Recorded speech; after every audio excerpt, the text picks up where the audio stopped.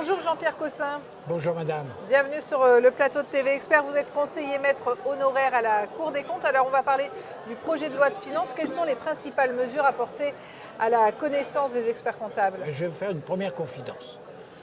Les experts comptables sont un peu en avance sur l'événement. Il vaudrait connaître ce que peut-être le Premier ministre ne connaît pas. Avouez que c'est un peu difficile pour moi.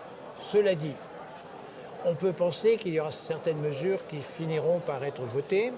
Une question concernera les loueurs meublés non professionnels, où probablement ça finira par sortir. Dans quelles conditions, on ne sait pas. Probablement que la question qui sera traitée de la CVAE qui est reportée pour 3 ans sera aussi votée. Probablement que la question des impôts sur les hauts revenus sera reprise. Est-ce qu'elle sera reprise dans les conditions qui sont aujourd'hui prévues dans le projet de loi? Je n'en suis pas certain. Vous savez qu'il y a une contribution pour porter cette imposition à 20%, que d'autres ont voulu faire passer le PFU à 33%.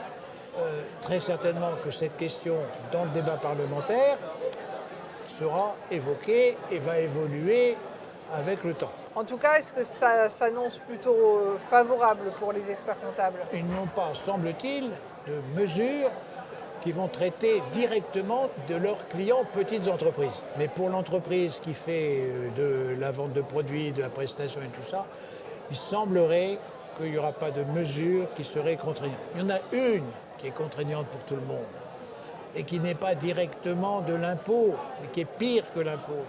Ce sont les taxes sur les véhicules. Et là, évidemment, il y a une forte pression à l'augmentation.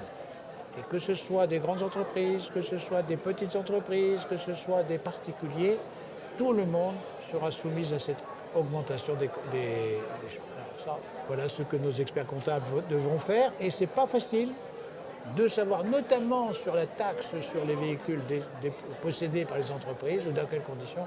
C'est un vrai sujet qui doit les préoccuper beaucoup. Merci beaucoup Jean-Pierre Cossin. Merci madame.